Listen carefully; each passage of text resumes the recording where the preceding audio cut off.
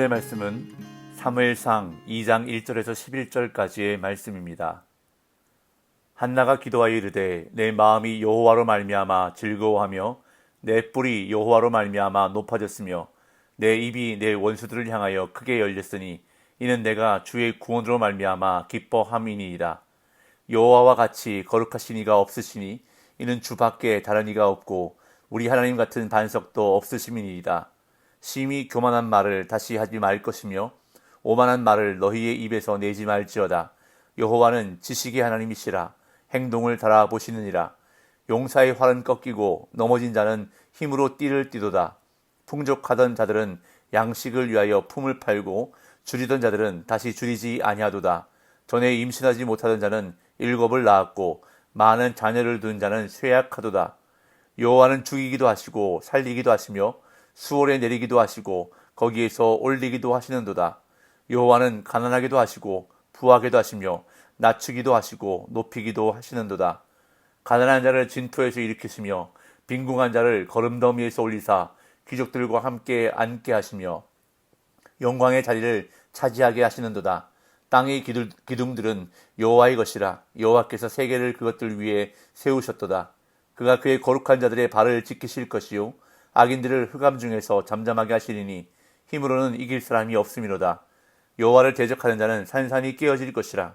하늘에서 우레로 그들을 치시리로다.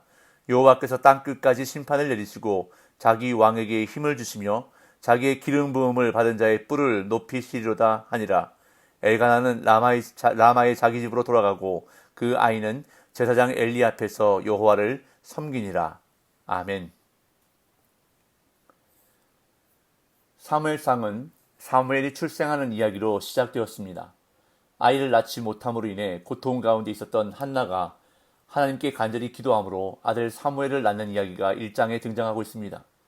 한나는 괴로운 마음을 가지고 하나님께 나아가서 간절히 기도했습니다. 제가 1장 10절 11절을 읽어보겠습니다. 한나가 마음이 괴로워서 여호와께 기도하고 통곡하며 소원하여 이르되 만군의 여호와여 만일 주의 여종의 고통을 돌보시고 나를 기억하사 주의 여종을 잊지 아니하시고 주의 여종에게 아들을 주시면 내가 그의 평생의 그를 여호와께 드리고 삭도를 그의 머리에 대지 아니하겠나이다. 한나는 통곡하며 기도했습니다. 아들을 달라고 기도하면서 만약 아들을 주시면 아들을 드리겠다고 기도합니다. 아들을 주시면 내가 그의 평생에 그를 여호와께 드리고 아들을 주시면 아들의 일생을 하나님께 드리겠다는 것입니다. 하나님의 사람으로 바치겠다는 것입니다. 이렇게 하나님께 소원하며 약속하며 간절하게 기도했습니다. 그럴 때에 하나님께서 그 기도에 응답해 주셔서 아들 사무엘이 태어나게 해 주셨습니다. 1장 19절 20절 읽어보겠습니다. 그들이 아침에 일찍 일어나 여호와 앞에 경배하고 돌아가 라마의 자기 집에 이르니라. 엘가나가 그의 아내 한나와 동침함에 여호와께서 그를 생각하신지라. 한나가 임신하고 때가 이름에 아들을 낳아 사무엘이라 이름하였으니 이는 내가 여호와께 그를 구하였다 함이더라. 이렇게 기도의 응답으로 아들 사무엘을 낳은 한나는 자신이 기도하면서 하나님께 소원한 대로 사무엘을 하나님께 드림으로 약속을 지킵니다. 1장 27절 28절 이 아이를 위하여 내가 기도하였더니 내가 구하여 기도한 바를 여호와께서 내게 허락하신지라. 그러므로 나도 그를 여호와께 드리되 그의 평생을 여호와께 드리나이다 하고 그가 거기서 여호와께 경배하니라. 여호와께 드렸다는 것은 사무엘이 젖을 떼고 난 다음 실로의 성소에 가서 사무엘을 나시린으로 드렸다는 것입니다. 이렇게 해서 1장이 끝나고 2장인 오늘 본문은 한나가 기도하는 것으로 시작하고 있는데요. 사실 오늘 본문은 한나의 기도로 소개되지만 찬양에 더 가깝습니다. 한나는 자기가 겪은 모든 일을 근거로 하나님의 은혜를 찬양합니다. 이 찬양의 주된 주제는 하나님의 주권적 섭리와 하나님 백성의 인생 역전입니다. 한나는 기쁨과 감사를 표현하며 자기 뿔이 높아졌다고 노래합니다. 1절입니다. 한나가 기도하여 이르되 내 마음이 여호와로 말미암아 즐거워하며 내 뿔이 여호와로 말미암아 높아졌으며 내 입이 내 원수들을 향하여 크게 열렸으니 이는 내가 주의 구원으로 말미암아 기뻐함이니이다. 한나는 먼저 자신의 내면의 상태를 마음이 즐겁다로 표현하면서 자신의 뿔이 높아졌다고 표현합니다. 여기서 말하는 뿔은 명예, 영광을 의미합니다. 뿔이 높아졌다는 것은 시편에서 종종 승리의 고백으로 사용되는데요. 아이를 낳지 못한 한나는 늘 위축될 수밖에 없었고 멸시를 받아야 했습니다. 하지만 이제는 자신 있게 고개를 들고 다닐 수 있게 되었습니다. 한나는 이렇게 기도에 응답하셔서 명예를 회복해 주시고 기쁨을 주신 분이 바로 여호와 하나님이심을 고백합니다. 자녀가 없어 멸시받던 자신을 하나님이 높여주셨다고 고백하고 있는 것입니다. 그러면서 한나는 하나님같이 거룩하신 이가 없고 다른 이와 견질 수 없는 반석과 같다고 고백합니다. 2절 3절 여호와와 같이 거룩하신 이가 없으시니 이는 주밖에 다른 이가 없고 우리 하나님 같은 반석도 없으심이니이다. 심히 교만한 말을 다시 하지 말 것이며 오만한 말을 너희의 입에서 내지 말지어다. 여호와는 지식의 하나님이시라 행동을 달아보시느니라. 하나는 하나님의 유일하심을 선포합니다.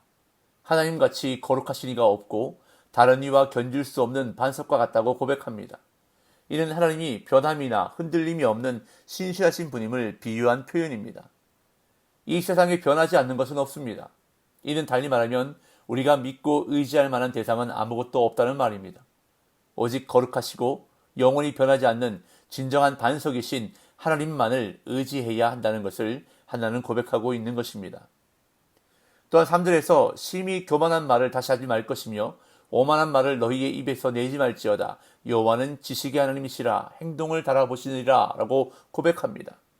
하나님은 겉과 속이 다른 교만하고 오만한 말이 아니라 행동을 저울에 달아서 평가하신다는 것입니다. 그렇기 때문에 그럴듯한 말로 사람들을 속일 수는 있어도 하나님은 속일 수가 없습니다. 하나님은 우리의 행위를 모두 아시고 마음 중심까지 살피시기에 하나님 앞에서 교만하고 오만한 마음을 품어서는 안 된다는 것을 한나는 고백하고 있습니다. 그런 다음 가시적인 세상의 가치가 역전되는 모습으로 하나님의 승리를 묘사합니다. 4절 5절 용사의 활은 꺾이고 넘어진 자는 힘으로 띠를 띠도다. 풍족하던 자들은 양식을 위하여 품을 팔고 줄이던 자들은 다시 줄이지 아니하도다. 전에 임신하지 못하는 자는 7을 낳았고 많은 자녀를 둔 자는 쇠약하도다. 일반적으로 전쟁에서 승리할 것으로 여겨지는 용사들의 활은 꺾여 쓸모없게 되고 보통은 용사에게 힘없이 쓰러지는 사람들이 전쟁을 승리로 이끌 힘으로 띠를 띈다고 노래합니다. 또한 경제적으로 풍요로웠던 사람들이 양식을 구하기 위하여 품을 팔고 줄이던 사람들이 다시 줄이지 않는다고 말합니다. 그리고 임신하지 못하는 자가 많은 자녀를 의미하는 7자녀를 낳고 많은 자녀를 둔 사람은 풀이 시드는 것처럼 쇠약해질 것이라고 말합니다. 이처럼 일상적으로는 불가능한 약자들의 인생 역전을 노래하는데 이 모든 역전의 근원은 바로 여호와 하나님이라고 한나는 노래합니다. 6절에서 8절 여호와는 죽이기도 하시고 살리기도 하시며 수월에 내리기도 하시고 거기에서 올리기도 하시는도다. 여호와는 가난하게도 하시고 부하게도 하시며 낮추기도 하시고 높이기도 하시는도다. 가난한 자를 진토에서 일으키시며 빈궁한 자를 거름더미에서 올리사 귀족들과 함께 앉게 하시며 영광의 자리를 차지하게 하시는도다.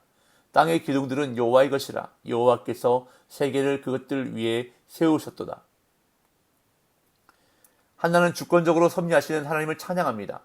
죽음과 삶, 심판과 구원, 가난과 부, 낮아짐과 높아짐, 그리고 천안과 기함이 모두 하나님의 손에 달려있다고 고백합니다. 하나님은 모든 세계를 지으신 분이시기에 인생뿐 아니라 모든 피조물의 주인이신 창조주 하나님은 모든 운명을 결정하시는 분이십니다. 개인의 생사화복뿐 아니라 모든 민족과 나라의 흥망성쇠도 주관하시는 분입니다. 그렇기에 세상의 그 어떤 것보다 강하신 하나님이 거룩한 자들을 지키시고 악인들을 잠잠하게 하신다고 찬양합니다.